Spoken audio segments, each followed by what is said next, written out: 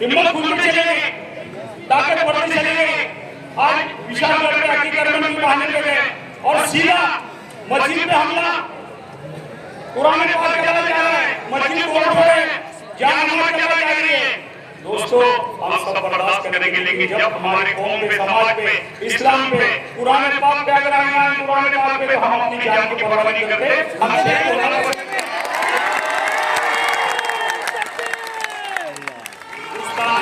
दोस्तों, ये वादा है और नफरत तुम्हारे अंदर, ये नफरत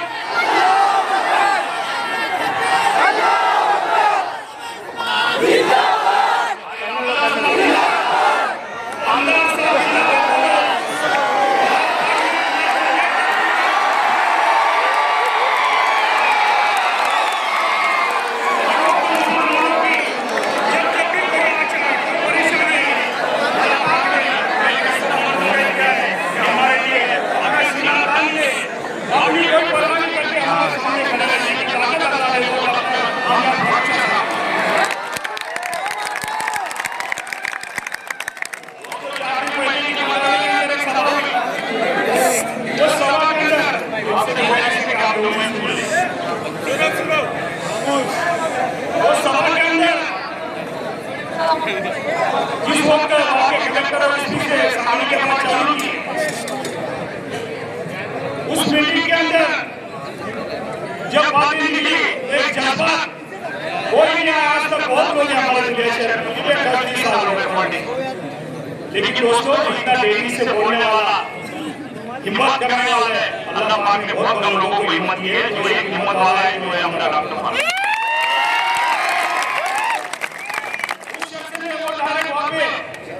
एसी के अंदर बोला, बात चालू की कि कोल्हापुर सोलापुर के एसपी ने सूर्य पे लेना चाहिए, राजीनामा देना।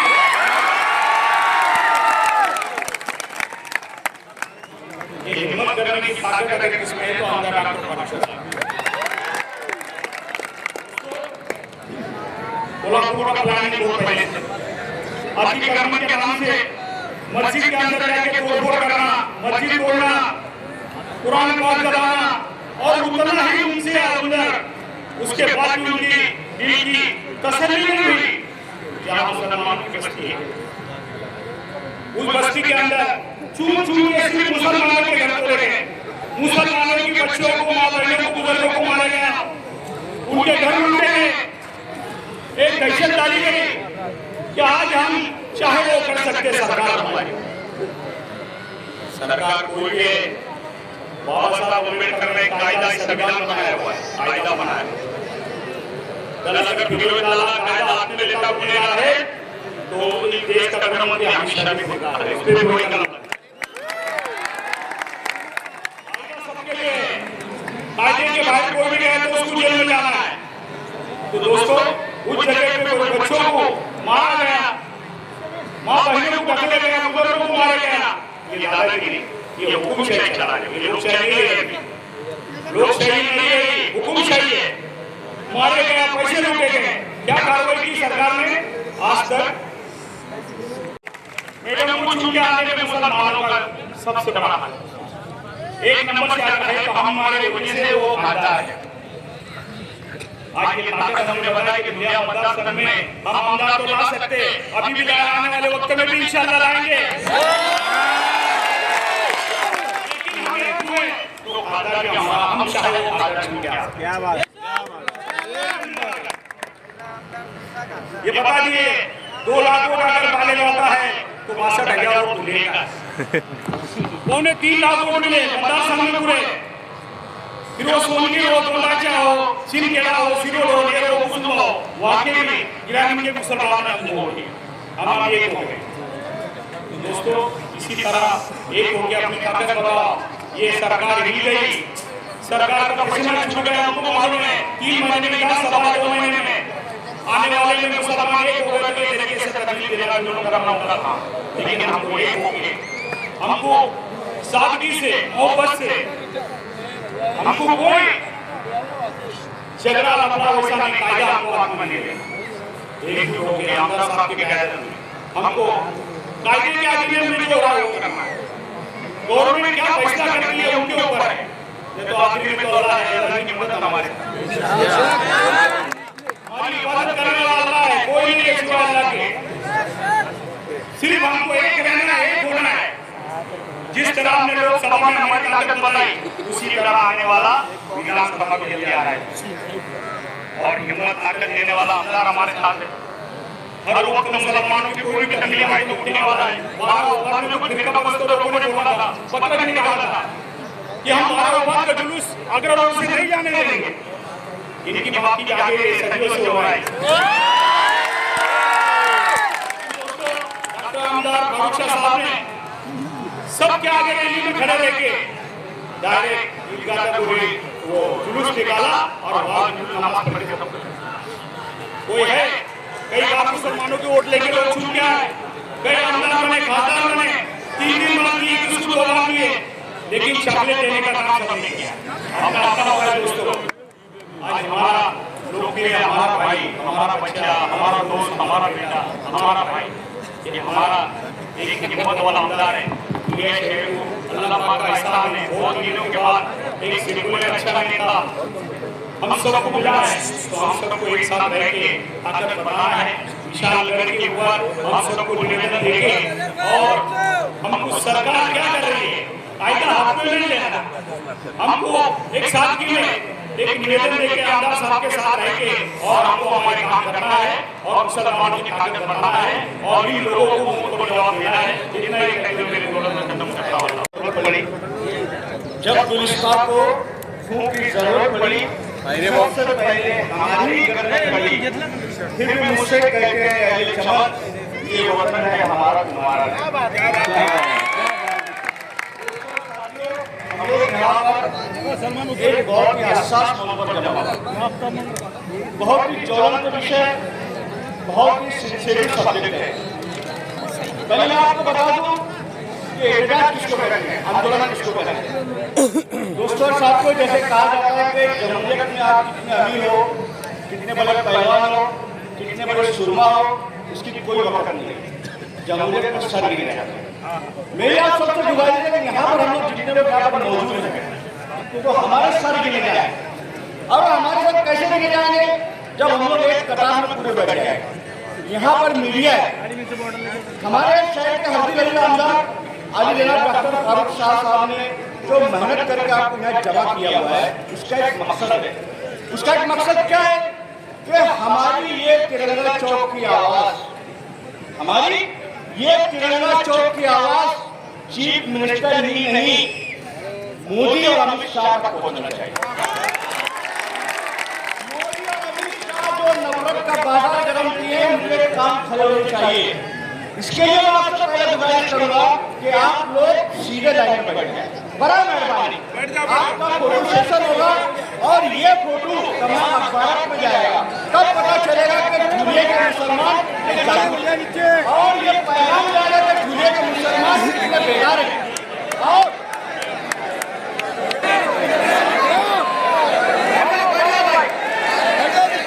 हमको ये भी बताना है कि 2004 के तमाम आमदार डॉक्टर फारूक शाह के पीछे कितने लोग हैं।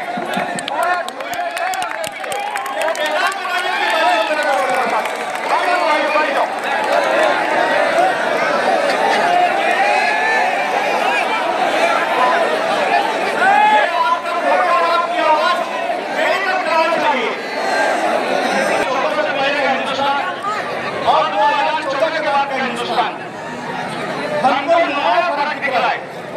और इस 2014 के बाद के हिंदुस्तान में अगर किसी पर जुल्म हो रहा है, अगर किसी को टारगेट किया जा रहा है, अगर किसी को सताया जा रहा है, तो वो सिर्फ और सिर्फ अल्पसंख्यक समाज है और अल्पसंख्यक समाज में मुस्लिम समाज है। दोस्तों साथियों, आज जो नौजवान है, हिंदू भाई हैं, बिरादरान वतन के नौजवान लोग हैं जो 15 साल से 25 साल की उम्र रखते हैं, उनके जहनों में जहर भरा जा रहा है। उनके जहनों में हमारे खिलाफ एक सोशल मीडिया पर एक कोड वॉर शुरू की गई है और उसमें हमको बुरा कहा जा रहा है, उसमें हमको आतंकी कहा जा रहा है, उसमें हमको हमलावर किया जा रहा है। दोस्तों साथियों, बात समझ लीजिए कि डिजिटल इंडिया आज की दुनिया डिजिटल दुनिया हो गई है, आज की दुनिया बहुत फास्ट हो गई है। आपको अपना वजूद बताना होगा, आपको अपनी शनाख्त को बताना होगा और उसके लिए आपको मेहनत करना होगी। दोस्तों और साथियों, आपको याद है कि जिस वक्त मुगल यहाँ पर हुक्म करते थे, उस वक्त हमारे हिंदुस्तान को सोने की चिड़िया कहा जाता था। ये सोने की चिड़िया को लूटने के लिए अंग्रेज यहाँ पर आए और उन्होंने यहाँ पर हुकूमत करना चाहिए। दोस्तों और साथियों, आज जो है फिर आज जो है जाति और शक्तियां वो कहती है कि मुसलमान हमलावर थे, मुसलमानों ने देश को लूट लिया। मेरा उनको एक सवाल है कि मुझे आप बताइए, हुमायूं की कब्र कहाँ है? हिंदुस्तान में।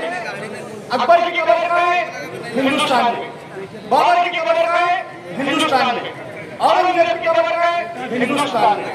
अरे हम तो हिंदुस्तानी हैं, हम तो मरकर यहीं पर दफन हुए।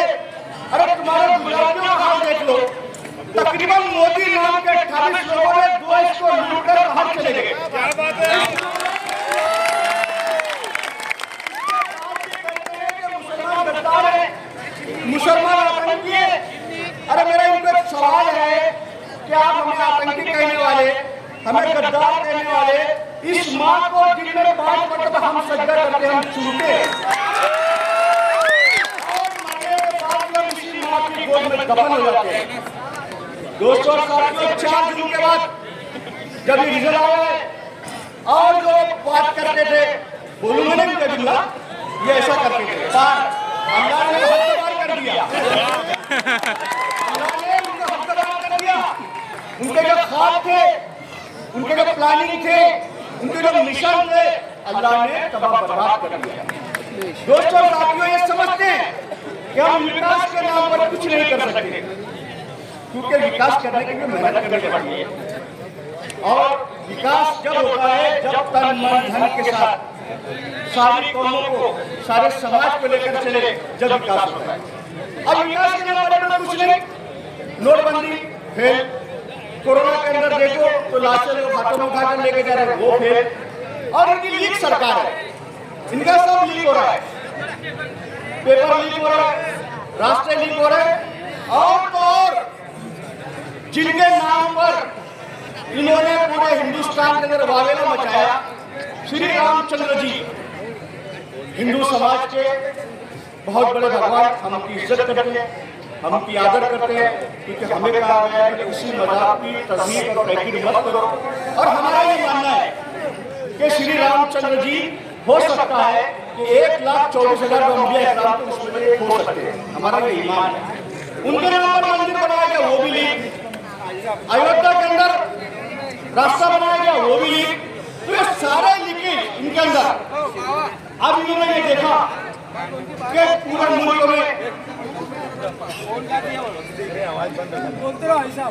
मुल्क में अल्पसंख्यक समाज ने निकाला जाए, ठीक है, बहुत अच्छी बात है। अगर मुल्क में कहीं पर भी अतिक्रमण हो, चाहे मस्जिद हो, मंदिर हो, चर्च हो, गुरुद्वारा हो, कायदेशीर आप उसको निकालो ना, कौन मना कर रहा है? अरे हमारा तो ये ईमान है कि हमारी मस्जिद अतिक्रमण में चल ही नहीं सकती। हमारा तो ये ईमान है कि हमारी मस्जिदें गैर कानून पर चल ही नहीं सकती। हमको तो ये बताया गया कि नबी पाक सल्लल्लाहु अलैहि वसल्लम जब मदीने तशरीफ लाए तो 2 यतीम बच्चों की जमीन खरीदकर वो मस्जिद बनाई। हमारी मस्जिद कैसे अतिक्रमण हो सकती है? हमारी मस्जिद कैसे गैर कानूनी हो सकती है? आप लड़ाई लड़ो, हम लड़ने को तैयार हैं। दोस्तों और साथियों, मुझसे एक क्वेश्चन पहले कहा कि बाबरी मस्जिद राम मंदिर के नाम पर पूरे देश के अंदर खून की होली खेली गई। आपको याद है 1992 में बाबरी मस्जिद शहीद कर दी गई, हजारों लोग मारे गए, करोड़ों रुपए इमलाक लूटी गई, मुसलमानों को तबाह बर्बाद कर दिया गया। एक लंबी कहानी है दोस्तों और साथियों, लेकिन हमारा उलमा इकराम कहते थे, हमारी समाजी तंजीमें कहती थी, हमारे लीडर कहते थे कि ये मुल्क संविधान पर चलता है, यहाँ पर जमहूरियत है और जो कोर्ट फैसला देगी हम वो फैसला मानने को तैयार हैं। उसके बाद क्या हुआ? सुप्रीम कोर्ट का आदेश आया कि ये जमीन जो है राम जन्मभूमि यानी राम मंदिर के लिए जाए। दोस्तों साथियों, मुझे बताओ, मैंने तो बहुत सारे हमारे हिंदू भाइयों को सवाल किया और उनसे कहा कि आप मुझे बताइए कि जिस दिन राम मंदिर का फैसला आया, सुप्रीम कोर्ट ने फैसला दिया कि यहाँ पर मस्जिद तामीर नहीं होगी, यहाँ पर राम मंदिर तामीर होगा, मुझे बताइए कि पूरे हिंदुस्तान में किसी मुसलमान ने कोई एजुकेशन किया? कोई आंदोलन किया, किसी को तकलीफ की?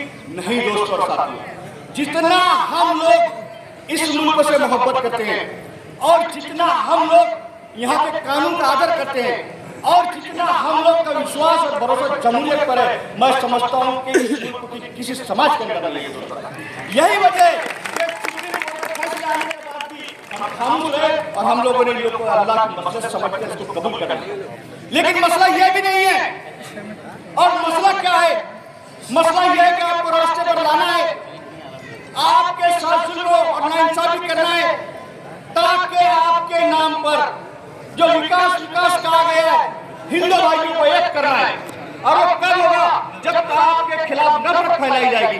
और ये नफरत का बाजार अभी विधानसभा इलेक्शन तक बहुत ज्यादा गर्म हो जाएगा दोस्तों साथियों। मैं आपसे कहता हूँ कि हमारे धुलिया शहर के आमदार साहब ने जो समझबूझ के साथ, जो तदब्बुर के साथ, जो हिकमत के साथ में यहाँ पर आज एजुकेशन किया है, इसकी कामयाबी कभी रहेगी कि ये एजुकेशन अमन के साथ, सलामती के साथ खत्म हो।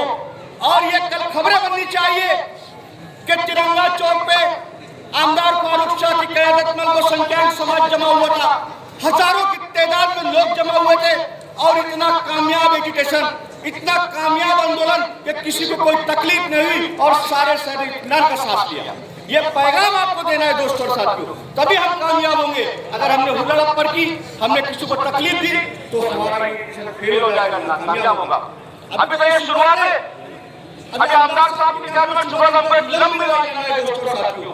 जब तक ये फिरका परस्त नापाक लोग इस मुल्क से खत्म ना हो जाए, जब तक इनके नापाक खत्म ना हो जाए और इनकी नापाक साजिश खत्म ना हो जाए, तब तक हमको एक रहना है और एक रहकर ये पैगाम देना है कि सारे जहां से अच्छा हिंदुस्तान हमारा। मेरे दोस्तों और साथियों, बातें बहुत ज्यादा है, लेकिन मेरे बाद आमदार साहब बोलने वाले। मैं यहाँ पर ये जो वाकया हुआ कोल्हापुर जिला में विशालगढ़ कहकर एक किला है साथियों, वो किला उससे 3 किलोमीटर दूर एक गजापुर कह के एक बस्ती है जहां पर हमारे मुस्लिम लोग रहते हैं और अल्हम्दुलिल्लाह उन्होंने वहां पर एक मस्जिद भी बनाई है। किले से उस मस्जिद का, उस बस्ती का कतरा बराबर भी ताल्लुक न होते हुए ये हरामखोरों ने हमारी बस्ती पर हमला किया, हमारी मस्जिद पर हमला किया। उस बात को लेकर मैंने वजीर आला से बात की।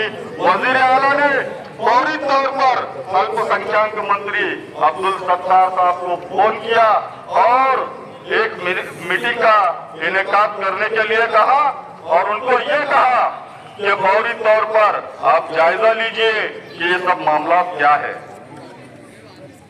परसों के दिन सुबह 11:30 बजे मंत्रालय में अल्पसंख्यक मंत्री के साथ दालन में हमने मीटिंग ली और उस मीटिंग में ऑनलाइन हमने वहां के कलेक्टर और एसपी को भी ज्वाइन किया। मैंने कहा एसपी साहब आपको चूड़ियां पहन लेनी चाहिए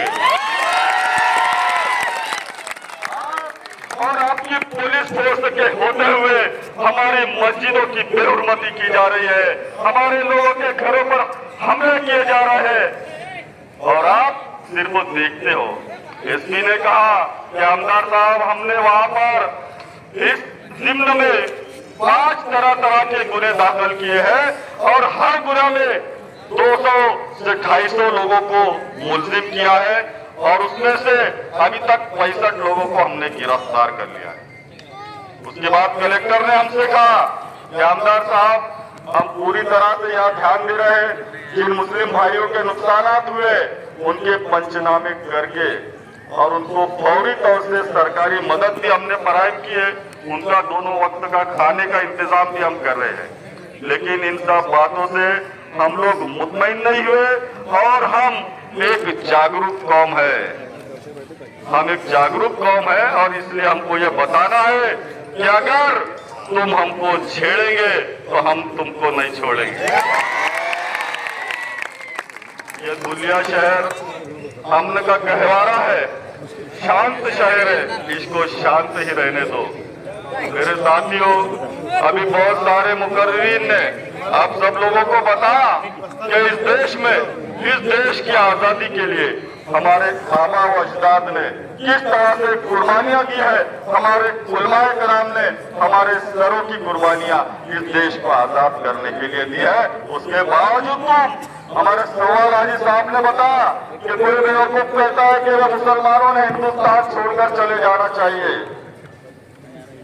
अरे किसी पागल के कहने पर किस तरह छोड़ दे हम? किराए से लिया हुआ मकान थोड़ी है, सभी का खून है शामिल यहाँ की मिट्टी में, किसी के बाप का।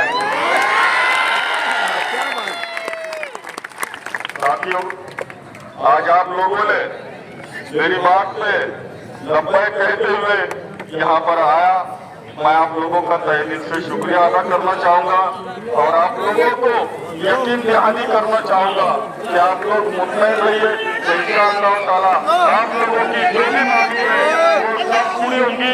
आप लोग बराए करम यहाँ से शोर शराबा करते ना जाए, इत्मीनान से अपने घर पहुँचे और घर पहुँचने के बाद अल्लाह रब्बुल इज्जत की बारगाह में दुआ कीजिए कि जो मुसलमानों के साथ ज्यादतियां हुए अल्लाह पाक उनको सब्र अता फरमाए।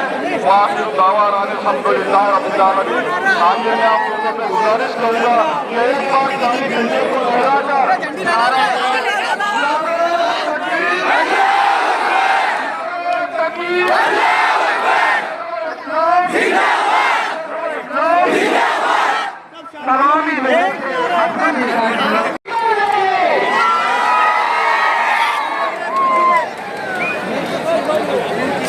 ज्यादा तर्जुमा करो।